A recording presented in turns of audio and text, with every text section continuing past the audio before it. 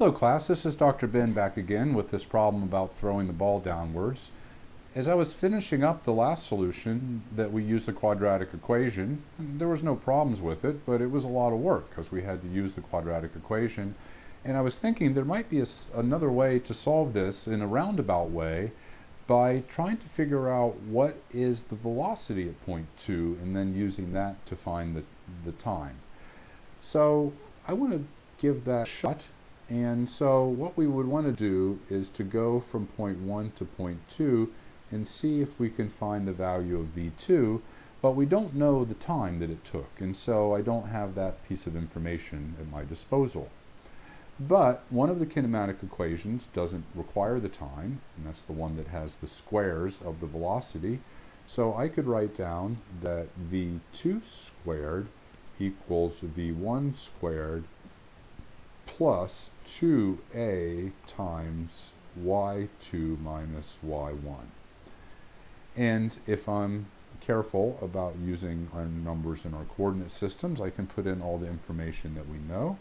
The initial velocity was -5 meters per second, so that would be squared, plus 2 times acceleration is -10 in the coordinate system that we picked, and then y2 minus y1 would be equal to -20, and so this turns out to be 25 plus 2 times 10 is 20, times 20 is 400,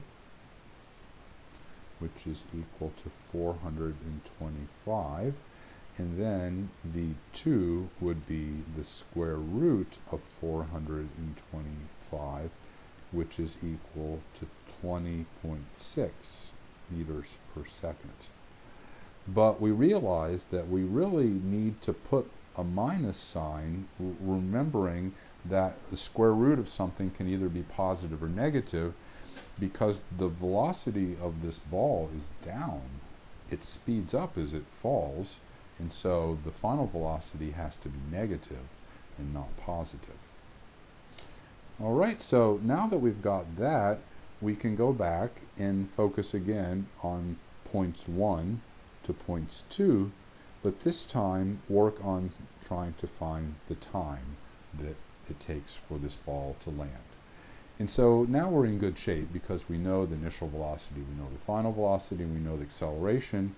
So the formulas with those terms would tell us that v2 equals v1 plus acceleration times t2 minus t1.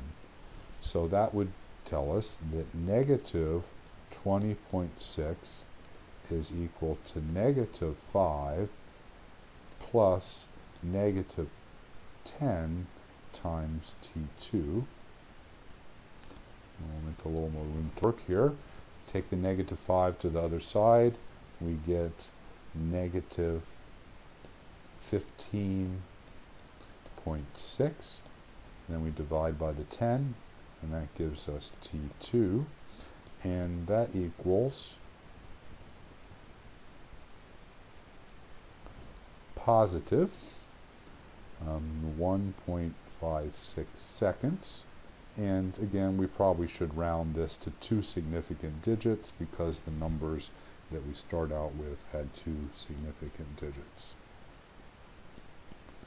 So I make sure that I wrote my units down. This time should be measured in seconds, and we got the same answer as we got from the other point of view using the quadratic equation, but it probably was less work in the long run even though we had to do 2 steps.